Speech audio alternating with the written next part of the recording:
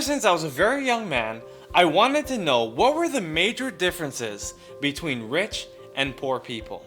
And what I realized is this: wealth is a choice, and so is poverty. You see, there's so many people that make the vow of poverty.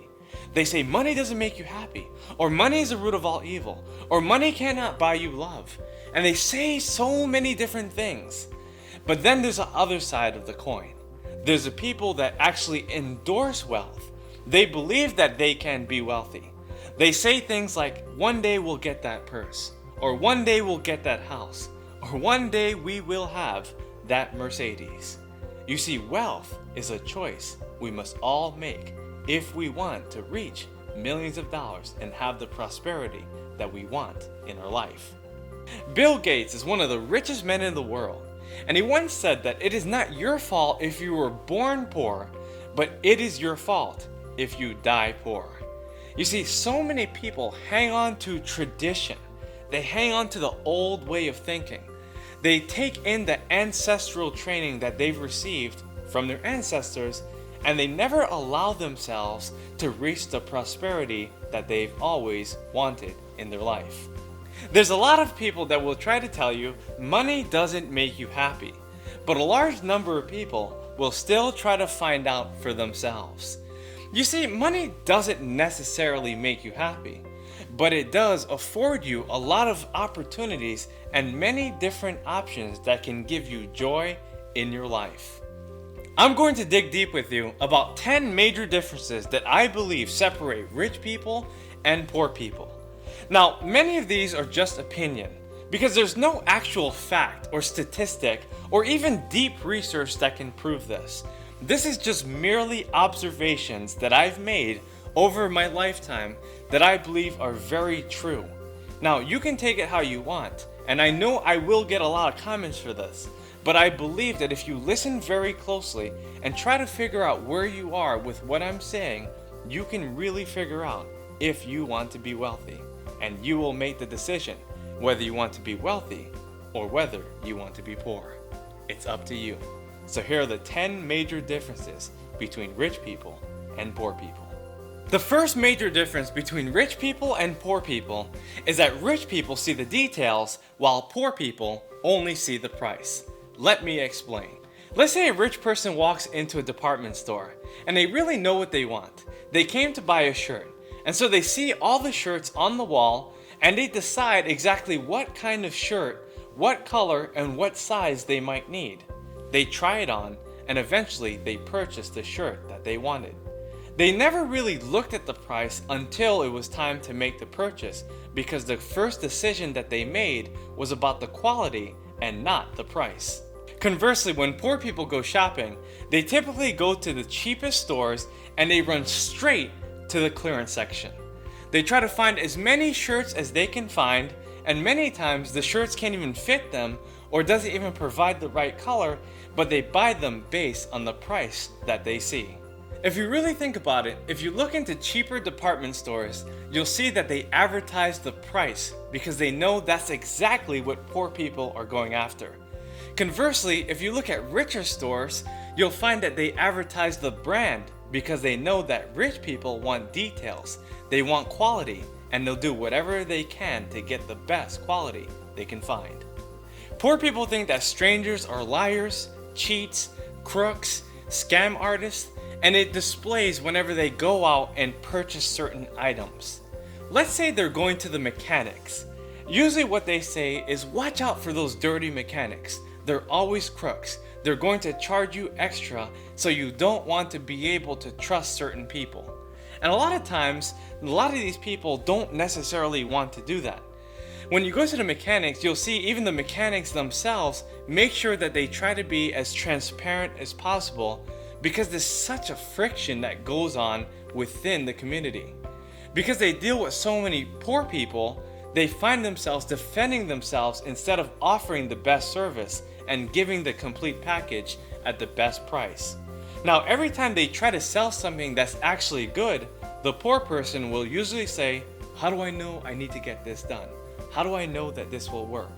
And they'll typically judge and be skeptical of the person selling them the service and they might refrain from actually doing something that can benefit the car that they drive.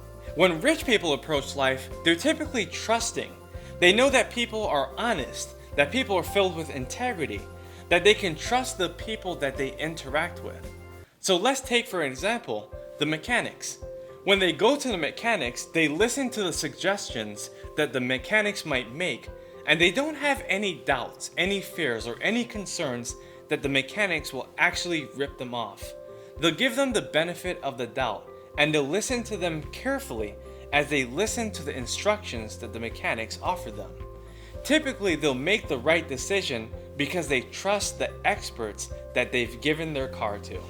The third major difference is that rich people find success and poor people find fault. Let me give you a clear example. Let's say that somebody is looking at a major celebrity. The poor person might say, well, that person was privileged. They were able to go to that school and this school, they got this money and that money, and they probably sold themselves to the devil. You see, they're writing the other person's success off because they cannot see it for themselves. Whereas rich people will typically say, that person has really worked hard for what they have and they deserve all the success that they have. Let's take another example. Let's say poor people are driving around the neighborhood and they see some nice houses and they see a man gardening and they say to themselves, well, he must be renting. He must be this, he must be that. And they make all these assumptions. Whereas rich people might say, what a nice house, and that guy is really taking care of his garden. He is probably a lucky man because he lives in a fantastic house. The fourth major difference is that rich people ask questions, but poor people make assumptions.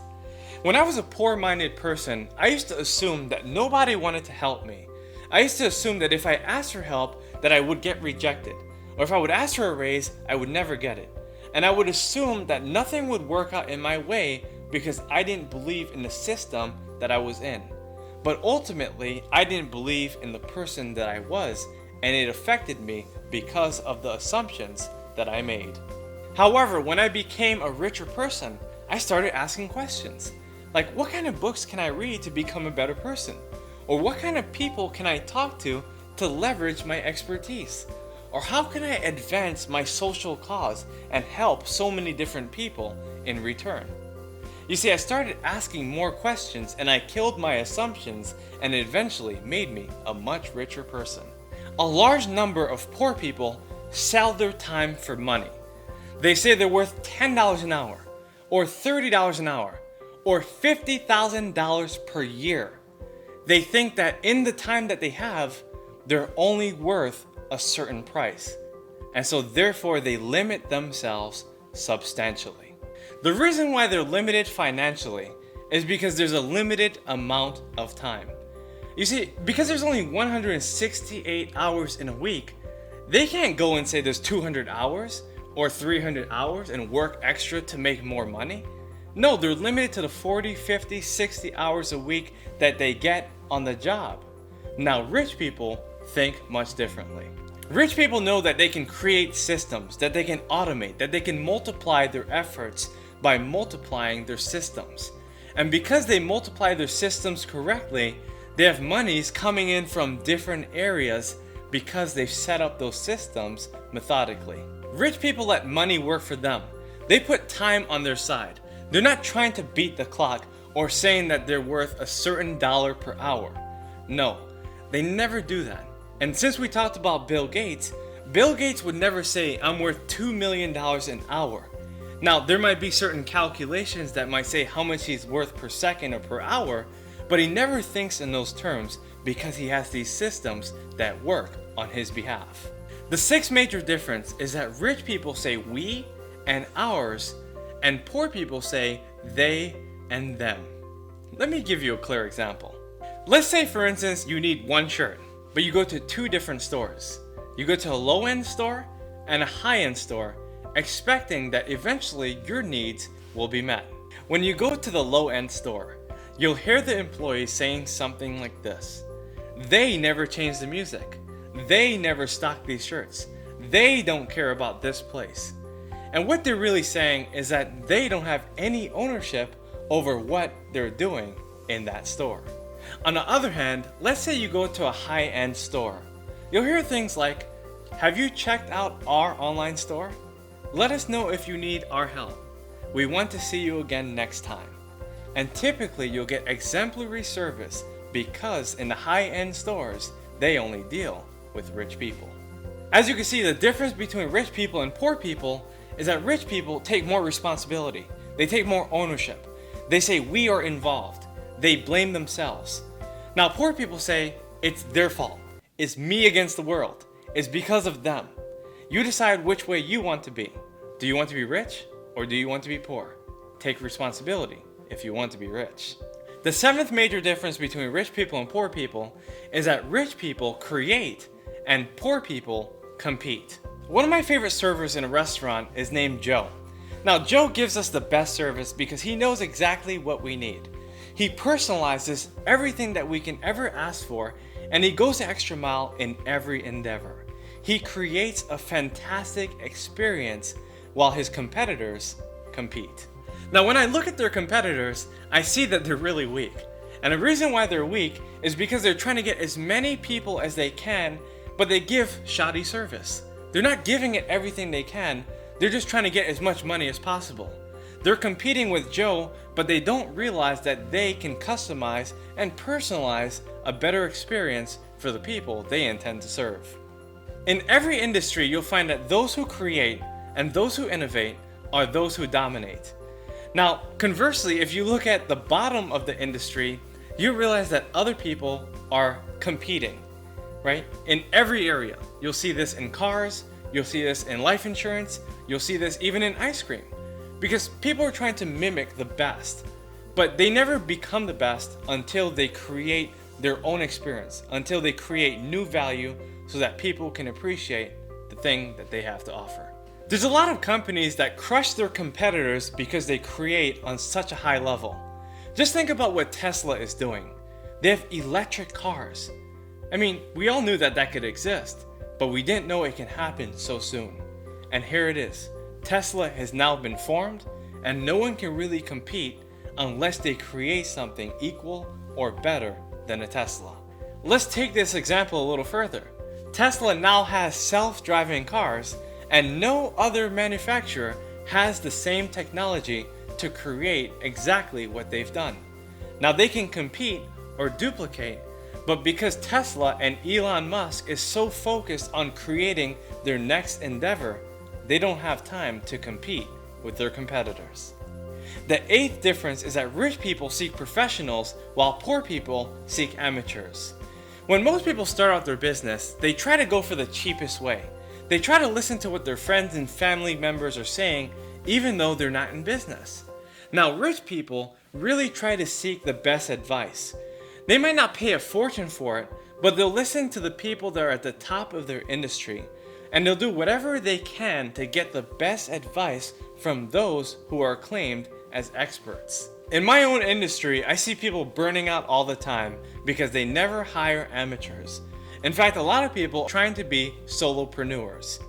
They try to work on their own. They try to create their own results, and they don't delegate anything, and so they end up burning out in less than 18 months. They end up dying because they have so much to do and so little effort in which to do it. When I started my business, I knew I had to hire professionals to help me in every area of my life. I knew I had to have a professional videographer, or a professional gardener, or a professional maid service. I had to get professionals on every single level if I wanted to become a professional person. Now, I've seen a lot of people who haven't invested in professional services, and I see what happens to them. They disintegrate. They end up dying because they don't have the fertilizer to keep on going. You see, they know that they should expand, but they never do it because they're thinking about the money that they might spend. If you want to be rich, hire professionals in your life. If you want to be poor, well, keep on listening to amateurs and the advice that they give. You'll find out that rich people last longer because they have professionals on their side. The ninth difference is that rich people bless other people, things, and places, while poor people condemn, criticize, and complain about the things that they have. If you even think about the comment section in this video, I know there's a whole bunch of people that are going to criticize. They're going to say, Daniel, you weren't this, or you weren't that, or you don't understand this, or you don't know my circumstance, and I know I'm going to hear it. That's a given. Those are poor people. Rich people are going to say, wow, you really brought it out to light. Or even if they don't agree, they'll say something like, I don't agree with point 3 or point 8, but I do believe that you have something going on here, and I am willing to listen to what you have to say. As you can tell, there's a great difference between rich people and poor people. One of the greatest examples I can think of is what people say whenever they see people of large success. You see, rich people usually bless them. They usually praise them for what they've accomplished. They've done this, that, right? They've done so many different things. But poor people will typically try to find out what they haven't done. They'll try to criticize them. They'll say, well, she's been involved in that scandal, or they've been through that kind of affair, or they've done this, or they've done that. And they'll try to blame other people. They'll try to criticize them as they sit in their underwear behind the computer. And the 10th and final difference, and one of my favorites, is that rich people have big libraries and poor people have big television sets. The reason why rich people become rich is because they educate themselves. And the reason why poor people become poor is that they entertain themselves all the time. So if you want to be rich, you have to educate yourself. You have to become smarter, wiser, stronger, and better every single day. Conversely, if you want to be poor, then just watch TV every day. 3, 4, 5 hours, watch TV, surf the internet, waste some time, and see where you head. Now, if you really want to control your life and you want to become a rich person, pick up a book right now and start reading. Dedicate 90 minutes every single day to read. And if 90 is too much, then just read for 30 minutes. A lot of people will say, well, I don't really have time. But look, if you don't have 30 minutes a day, you don't have a life. There's always time to read, and you have to make it a priority. Look, if you have time to watch TV, you definitely have time to read. As I became richer, I realized this great, astonishing fact. The bigger my library got, the bigger my house got. I went from living in a basement to a 2-bedroom apartment to a 5-bedroom apartment, and I kept going on and on. What I realized is the more books you have, the bigger house you'll have, and the more blessed you will be in the end. In summary, remember that prosperity is a state of mind. It's not a bank account. It's not a dollar amount. It's what you think in your heart, in your mind, and in your soul. If you're rich or you're striving to be rich, make sure you like this video, share it with other people, and please subscribe.